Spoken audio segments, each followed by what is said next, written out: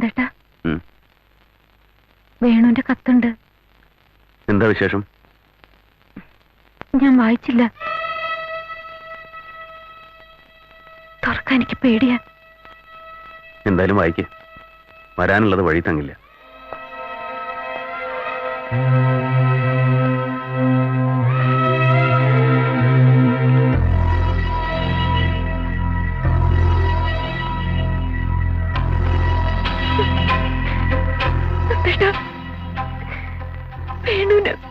വേണുവിന് കല്യാണത്തിന് സമ്മതാണ്. ജോലിയിൽ ജോയിൻ ചെയ്തിട്ട് എഴുതാന്ന് വെച്ചിട്ടാണെന്ന്. നിന്റെ പ്രാർത്ഥന ദൈവം കേട്ടു.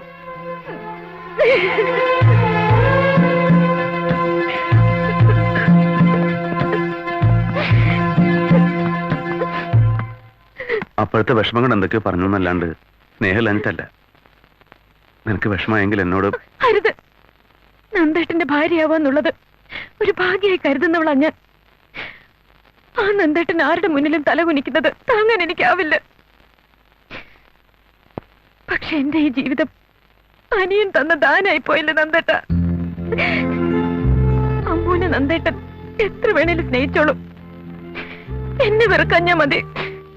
നിന്നെ വെറുക്കാൻ എനിക്കാവില്ല ഗൗരി. അമ്മൂന്റെ കല്യാണം മുടങ്ങാൻ നീ കാരണമായി പോവാന്നായിരുന്നു എന്റെ ഭയം. കഴിഞ്ഞതൊക്കെ ഒരു ദുസ്വപ്നമാണെന്ന് കരുതി മറക്കുക. ഇനി അമ്മൂന്റെ കല്യാണം.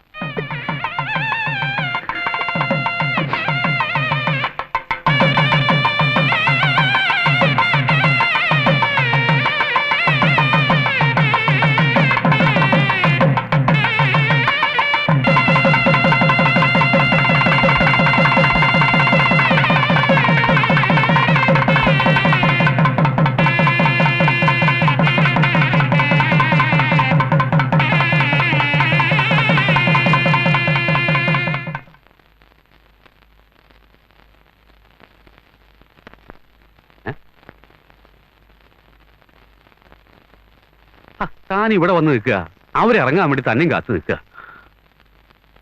എന്താ അത് കൊച്ചു കുട്ടികളെ പോലെ? എന്നെ പിരിഞ്ഞു നോക്കില്ലേ അവള്? അവള് കടൽ കടന്ന് പോകുന്നില്ലല്ലോ. ഏറിയ ഒരു 3 മണിക്കൂറിന്റെ ദൂരം അത്രല്ലേ ഉള്ളൂ. വരിക, അവര് യാത്ര അയക്ക. വരിക. എനിക്ക് പേടിയാ വല്യമ്മ. എന്താ കുട്ടി ഇത്? എന്തിനാ പേടിക്കണത്?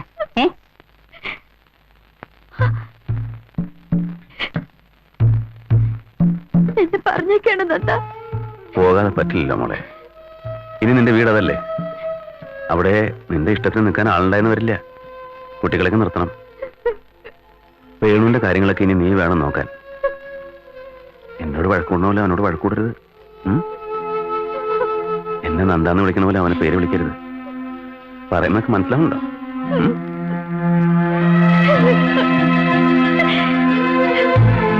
ഇനി സ്വസ്ഥായി.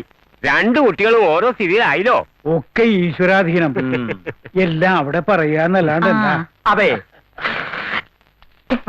അറിഞ്ഞില്ലട്ടോ. ഞാനൊരു കാര്യം ഏറ്റെടുത്താൽ അത് ഭംഗിയാക്കി നടത്തും. 2 കല്യാണങ്ങളും ഒന്നിച്ച് നടത്തിയാ മതി എന്ന് പറഞ്ഞു നന്ദഗോപാലൻ. അപ്പോഴല്ലേ ജാതകത്തിന്റെ പ്രശ്നവും ജോലിയുടെ പ്രശ്നവും വന്നത്. ഒക്കെ പറഞ്ഞ് ശരിയാക്കിയില്ലേ ഞാൻ?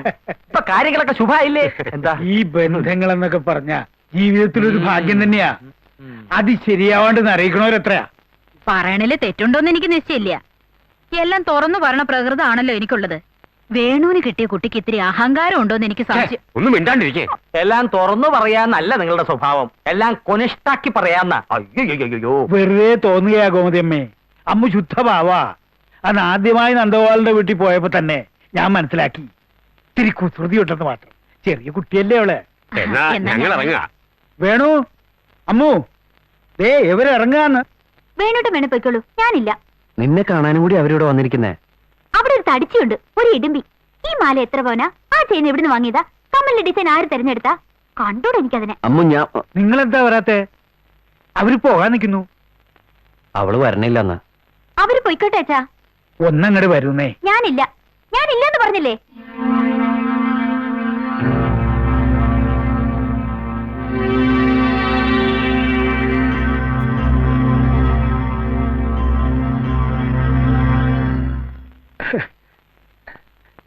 അമ്മുന് തലവേദനയാ, കിടക്കയാ, ക്ഷീണം ഉണ്ടാവും.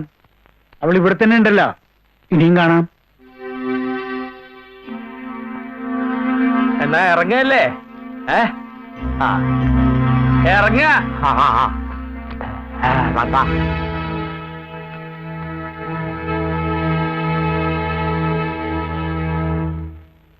മോശമായി പോയി നീ ഉമ്മറത്തേക്ക് ചെല്ലാഞ്ഞത്. എന്ത് മോശം? ആ ഇടുമ്പി എനിക്ക് ഇഷ്ടമില്ലാത്തോണ്ടല്ലേ? അച്ഛന് വല്ലാത്ത വിഷമായി. എന്തിന്? അച്ഛൻ വന്ന് വിളിച്ചിട്ട് നീ ചെല്ലാഞ്ഞതിന്. അനുസരണക്കേട് അച്ഛന് ഇഷ്ടമല്ല. അച്ഛനൊരു മാഷാണേ. അയ്യോ, ഞാൻ അതൊന്നും ഉദ്ദേശിച്ചില്ല. ഞാനും ഒരു മാഷാണ്. സോറി, അച്ഛനോടുള്ള അനുസരണക്കേട് കൊണ്ടൊന്നുമല്ല. ഞാൻ ഇപ്പൊ തന്നെ പോയി മാപ്പ് പറയാം.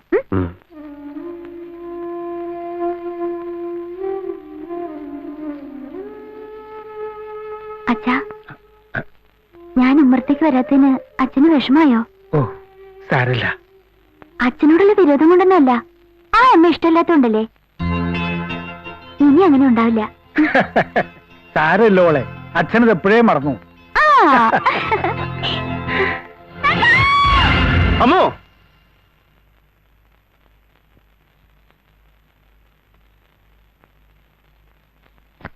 എന്താ? എന്ത് പറ്റി നന്ദേട്ടാ? ഒന്നുമില്ല, ഒരു ചീത്ത സ്വപ്നം കണ്ടു. അതെ, സന്ധ്യക്ക് കിടന്നിങ്ങനെ ഉറങ്ങിയിട്ടല്ലേ? വരൂ, താഴേക്ക് പോം. ഈ വീട് വിട്ട് പുറത്തിറങ്ങിയിട്ടില്ല അവള്. അവിടെ എങ്ങനെ ഉണ്ടാവോ? നന്ദേട്ടൻ ഇങ്ങനെ പരിഭ്രമിച്ചാലോ? ഒന്നിനെ കൊണം പോകുന്ന കുട്ടിയല്ലേ അവള്. ഇപ്പോഴും കൊച്ചുകുട്ടിയെന്ന വിചാരം. ഇപ്പോഴും കൊച്ചുകുട്ടി തന്നെ അവള്. ഇതുവരെ തലയിലും താഴത്തും വെക്കാതെ നോക്കാൻ ഞാനുണ്ടായിരുന്നു. എന്താ നന്ദേട്ടാ ഇത്? അവിടെ അവളെ നോക്കാൻ വേണൂല്ലേ? അച്ഛനില്ലേ? ആ, എല്ലാരും ഉണ്ട്. ഗൗരിയുടെയും വേണുവിന്റെ അമ്മയെ ഞാൻ കല്യാണം കഴിച്ചോണ്ട് വരുമ്പോഴും ഇതന്നെയായിരുന്നു സ്ഥിതി. പെണ്ണുങ്ങൾ ആരും ഇല്ല വീട്ടിലെ. അച്ഛനും അച്ഛന്റെ ഏട്ടനും മാത്രം. അവിടെ നേരെ മറിച്ചാ. എല്ലാരും പെണ്ണുങ്ങളാ. നന്ദ മാത്രമേ ആണായിട്ടുള്ളൂ. അതെന്താ? കുട്ടിയമ്മയുടെയും പരമന്റെയും കാര്യ ഞാൻ പറയണേ. കുട്ടിയമ്മ കഥകളിയില് പെൺവേഷം കെട്ടിയിരുന്ന ആളാ. പരമനില്ലേ, വെള്ളച്ചിന്റെ ഭർത്താവ്, അയാൾക്ക് ഭഗവതിന്റെ വേഷം കെട്ടില്ല പണി. അങ്ങനെ രണ്ടുപേരും പെണ്ണുങ്ങളാ. ഇതേ കൊണ്ട് മുകളിലോട്ടിയല്ലേ. പുതുമണവാട്ടിയെ അറയിലാക്കാൻ ഇവിടെ അമ്മായിയോ ചെറിയമ്മയോ ആരും ഇല്ല. ഇനി ഇവിടുത്തെ എല്ലാ കാര്യങ്ങളും നീയാണ് നോക്കേണ്ടത്. ഗൃഹലക്ഷ്മി എന്ന് കേട്ടിട്ടില്ലേ? അതൊരു മാസികയുടെ പേരില്ലേച്ചാ? എന്നെ കൊണ്ട് ആവും പോലെയൊക്കെ മണിയറെ അലങ്കരിച്ചിട്ടുണ്ട്.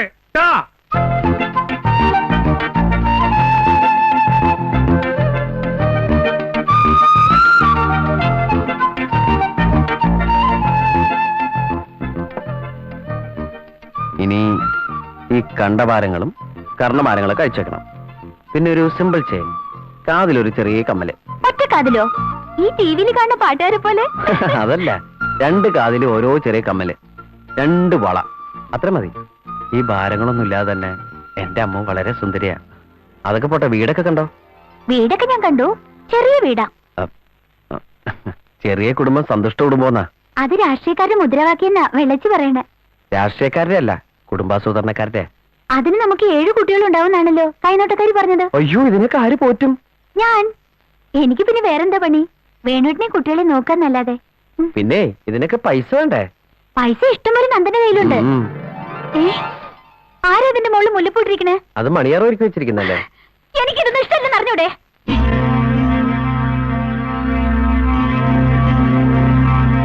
കല്യാണം നേരത്തെ ഒരു ഇത്തിരി സമയത്തേക്ക് ഞാൻ എങ്ങനെ ഈ മുല്ലപ്പൂന്റെ നാറ്റ് സഹിച്ചെന്ന് എനിക്കേ അറിയൂ. ഞാനിത് ആദ്യമായിട്ട് കേൾക്ക. മുല്ലപ്പൂന് നാറ്റോ? അതെ, നാറ്റം തന്നെ. എനിക്ക് തലവേദന എടുക്കും. ഒന്ന് പതുക്കെ പറയും. അച്ഛൻ മെനക്കെട്ട് അലങ്കരിച്ച.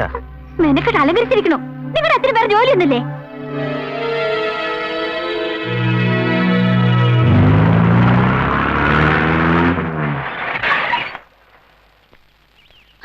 അയ്യോ, വലിയൊരു പാമ്പ്. മൂർഖനാ, പേടിച്ചു പോയി. നന്ദനും ഗൗരിയത്തിനും വരണ വഴിയാ. എവിടെ പാമ്പ്? തൊടിയില്. ഞാൻ പറഞ്ഞിട്ടില്ലേ തൊടിയിലൊന്നും ഇറങ്ങി നടക്കണ്ടെന്ന്. മത്തൻവള്ളിയില്ലേ മത്തൻ, എത്ര വലുതായി നോക്കാൻ പോയതാ ഞാൻ. അച്ഛനും വേണു ഇവിടെ? വേണുട്ടൻ കോളേജിന് വന്നിട്ടില്ല. അച്ഛൻ അപ്പുറത്തെ വീട്ടിലേക്ക് പോയതാ. വീട്ടിനകത്തും പേടിപ്പിക്കുന്ന ജീവികളാ നന്ദാ.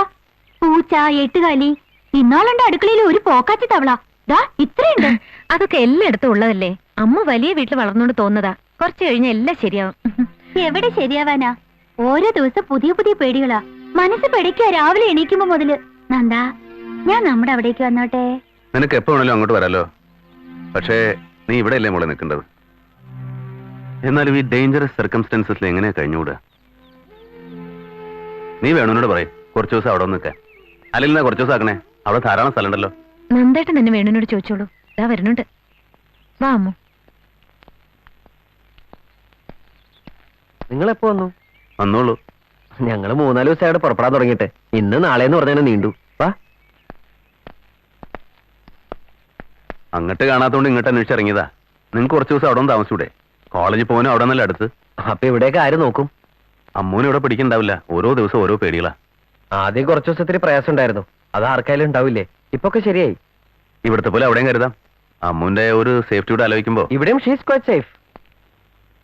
ഒന്നുകൂടെ ആലോചിക്ക്. നിങ്ങൾ രണ്ടാളും അവിടെ ഒന്ന് താമസിക്കുന്ന എന്റെ അഭിപ്രായം. നന്ദേട്ടൻ നന്ദേന്റെ അഭിപ്രായം പറഞ്ഞു. പക്ഷേ എനിക്ക് എന്റേതായ ഒരു അഭിപ്രായം ഉണ്ടാവുമല്ലോ.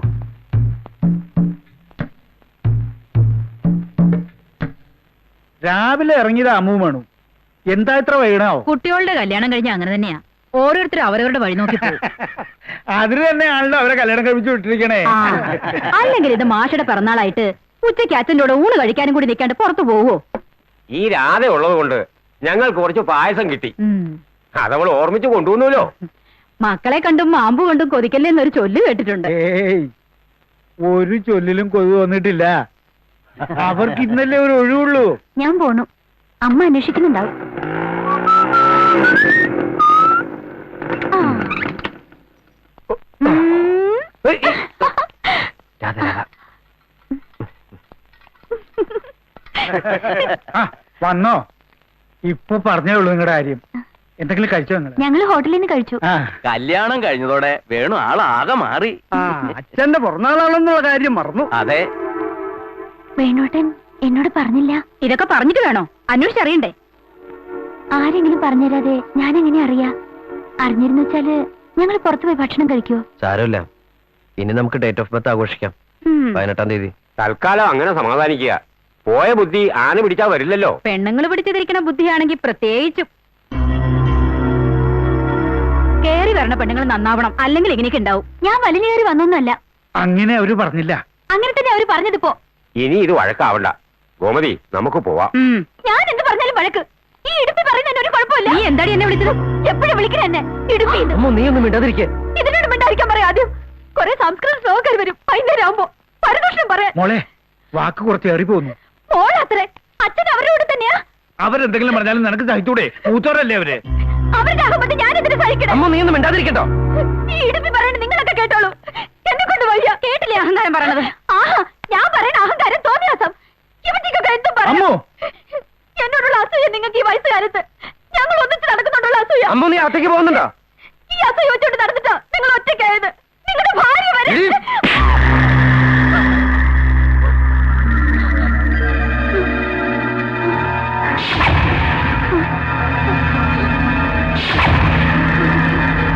എനിക്കെന്താ വേണോട്ടാ?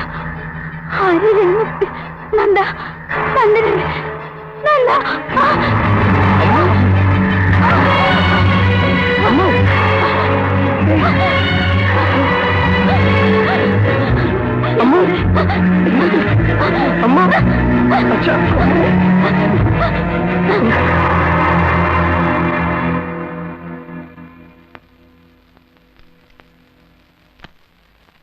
ബാർബിറ്റോൺ പതിവായി കഴിക്കാറില്ല. അതൊക്കെ കല്യാണത്തിനിടയിൽ മറന്നിട്ടുണ്ടാവും. എന്നാൽ ഈ ചൊള്ളിതീനുള്ള കുട്ടിയാണല്ലോ. 4 കൊല്ലം തുടർച്ചയായി കഴിച്ചാൽ കംപ്ലീറ്റ് മാറുന്ന. ചിലർക്ക് 4 കൊല്ലം, വേറെ ചിലർക്ക് 6 കൊല്ലാവും ഇത്. ഏതായാലും ഇനി എന്തെങ്കിലും ഉണ്ടാവുകയാണെങ്കിൽ എന്നെ അറിയിക്കണം. എന്നാ ഞാൻ ഇറങ്ങട്ടെ. ശരി.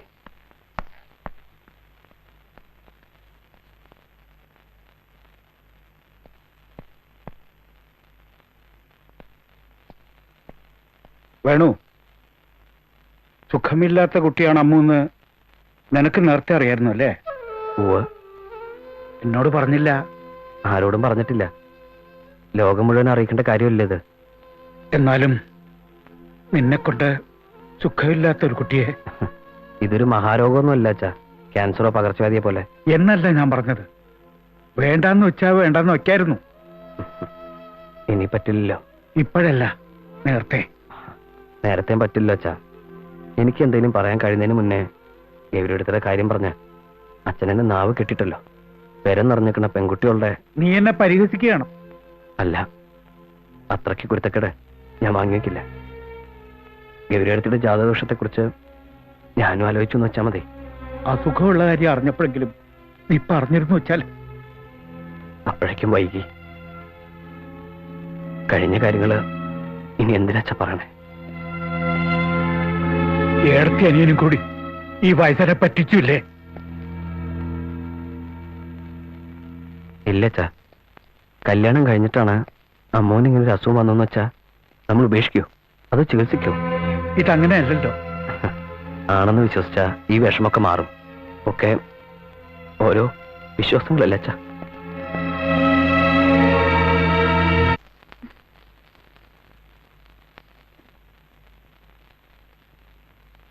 വേണുട്ടിനവിടെ ഡോക്ടറെ പറഞ്ഞയക്കാൻ പോയതാ, ഇപ്പൊ വരും.